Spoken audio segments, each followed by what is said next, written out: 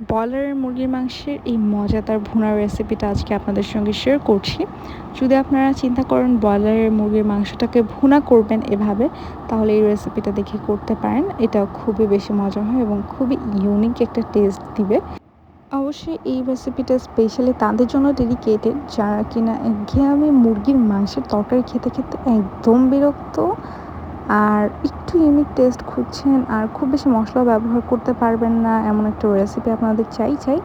তো তারা এভাবে রান্না করে দেখতে পারেন। প্লাস এই ব্রয়লারের রেসিপিটা কিন্তু করার জন্য আপনাদেরকে মাংসটাকে এক্সট্রা করে তেলে ভেজেও নিতে হচ্ছে না, একেবারেই রান্না করে ফেলতে পারবেন। এতটাই বেশি সহজ একটা প্রসেস থাকবে, আর খেতেও কিন্তু অনেক বেশি মজা হয়। তো এটা করার জন্য আমাদের প্রথমে লাগছে মুরগির মাংস। আমরা এখানে ব্রয়লারের মুরগির মাংসই ব্যবহার করছি, আর এটাকে আমরা লেবুর রস দিয়ে খুব ভালোভাবে 10 মিনিটের মতন মাখিয়ে রাখবো। এই মাখানোর ফলে যেটা হবে, মুরগির মাংসে যদি কোনো ধরনের স্মেল থাকে সেটা চলে যাবে, প্লাস রক্তগুলো বেরিয়ে আসবে। এখানে কিন্তু আপনারা দেখতে পাচ্ছেন মুরগির মাংসের সাথে ভালো পরিমাণে হাড় রয়েছে। তো সেই হাড়ের থেকে যে এক্সট্রা ব্লাডটা আছে সেটাও কিন্তু পারফেক্টলি বেরিয়ে আসতে পারবে এই লেবু দিয়ে কিছুক্ষণ পর্যন্ত মাখিয়ে রাখার ফলে। তো দেখতে পাচ্ছেন মাখিয়ে রাখার ফলে কিছুটা পরিমাণ রক্ত বেরিয়ে গিয়েছে। এবার আমরা খুব ভালোভাবে এটাকে ধুয়ে নিয়েছি। আর এবার আমরা রান্নার প্রসেসিংয়ে চলে যাব। রান্না করতে আমাদের লাগছে তেল। তেলটা আমরা এখানে ব্যবহার করেছি 2 টেবিল চামচের মতন।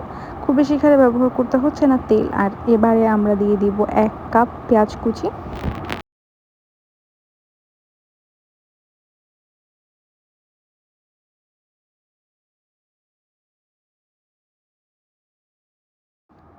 পেঁয়াজ কুচিটা দিয়ে আমরা এখানে গোটা মশলাগুলো ব্যবহার করছি। প্রথমে দিয়ে দিলাম 2টা তেজপাতা, 2টা দারচিনি, 2টা এলাচ এবং 1টা লং।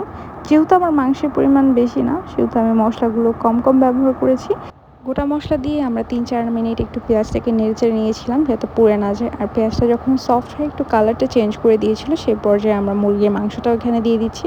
পেঁয়াজটা কিন্তু এই পর্যায়ে বেরেস্তা করা যাবে না, কোনোভাবেই বেরেস্তা করবেন না পেঁয়াজটাকে। এরকম সফট হয়ে গেলে ব্রয়লারের মুরগির মাংসটা কিন্তু অ্যাড করে আপনি খুব ভালোভাবে ভাজতে শুরু করে দিবেন।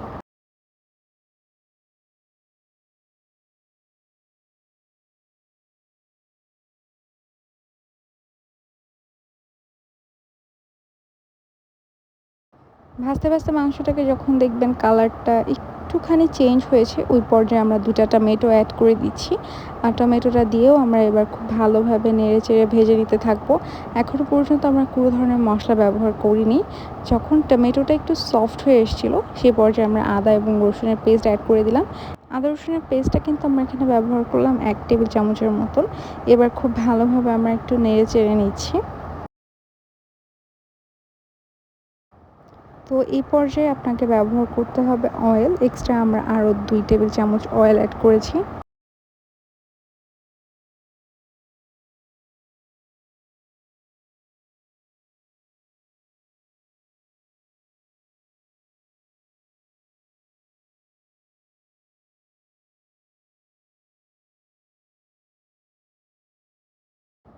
এবারে আমরা বাকি মশলাগুলো একে দিয়ে দিব।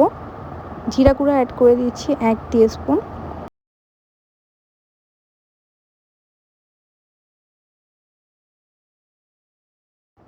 জিরা গুঁড়াটা দিয়ে আমি একটু মিক্স করে নিয়েছিলাম যাতে পুড়ে না যায় জিরার গুঁড়াটা। এবারে আমরা দিয়ে দিচ্ছি লাল মরিচের গুঁড়া এবং হলুদের গুঁড়া। লাল মরিচের গুঁড়া ঝাল একটু বেশি খাবো দেখে আমরা 1 টেবিল চামচের মতন অ্যাড করেছি। আর হলুদের গুঁড়া আমি হাফ টেবিল চামচ অ্যাড করলাম। এবার নেড়েচেড়ে মশলাগুলোকে খুব ভালোভাবে ভেজে নিতে হবে মাংসের সাথে।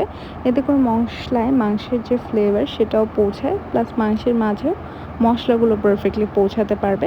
এক্সট্রা করে আর কোনো ধরনের মাংস ভাজার এই ঝামেলাটা রেসিপিতে থাকে না। টমেটোগুলো দেখতে পাচ্ছেন এই পর্যায়ে সেদ্ধ হয়ে গিয়েছে। মাংসটাকে আরও বেশি ফ্লেভারফুল এবং তাড়াতাড়ি সেদ্ধ করার জন্য আমরা এখানে অ্যাড করে দিচ্ছি টক দই। আপনি চাইলে বাটার মিল্ক কিন্তু অ্যাড করতে পারেন।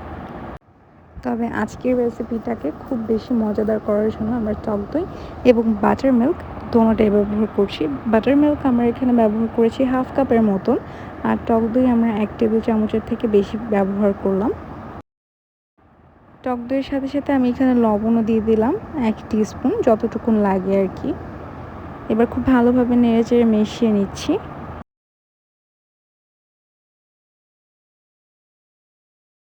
এই পর্যায়ে আমরা এক্সট্রা কোনো ধরনের পানি ব্যবহার করিনি। বাটার মিল্ক, টক দই ব্যবহারের ফলে কিন্তু চিকেনের থেকে অনেকটাই পানি বেরিয়ে এসছে।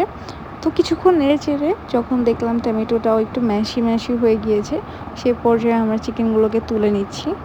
কারণ যেহেতু এটা ব্রয়লারের মুরগি, এটা খুব বেশি নাড়াচাড়া করলে ভেঙে যাওয়ার চান্স থাকে। আর চিকেনটার উপরে যেহেতু কালার চলে এসছে অ্যান্ড আমার মনে হচ্ছে ফ্লেভারটাও চিকেনের ভিতরে গিয়েছে মশলার।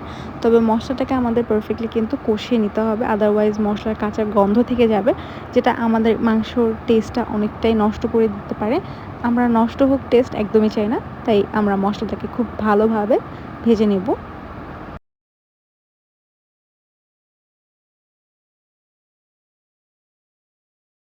মশলাটাকে ভাজতে ভাজতে দেখবেন তেল ছাড়তে শুরু করেছে এবং খুব সুন্দর অ্যারোমা আসছে। ওই পর্যায়ে আমরা চিকেনটাকে দিয়ে আরও কিছুক্ষণ ভাজছি। আর আমরা ওই যে বলে মাংসটা তুলে রেখেছিলাম, ওখানে কিছুটা পানি নিয়ে নিয়েছি। আর মাংসটাকে কিছুক্ষণ কষিয়ে ভেজে ভেজে তারপর আমরা পানিটাও দিয়ে দিব।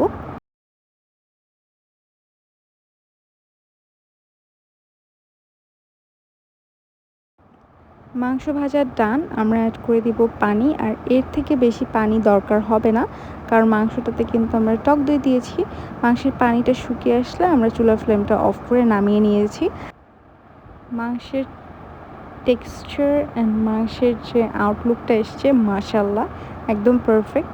আর এটা খেতেও খুবই ক্রিমি, ফ্লেভারফুল আর খুবই মজা ছিল। তো ব্রয়লারের মুরগির মাংস দিয়ে যদি কোনো রেসিপি করতে চান, আমি বলবো ভাতের সাথে খাওয়ার জন্য এই রেসিপিটা করতে পারেন। খুবই বেশি মজা হবে অ্যান্ড আপনাদের কাছে এটা খুবই ভালো লাগবে আমি আশা করছি। তো আজকের মতন এখানেই বিদায় নিচ্ছি। সবাই অনেক অনেক ভালো থাকবেন, সুস্থ থাকবেন। আল্লাহ হাফেজ।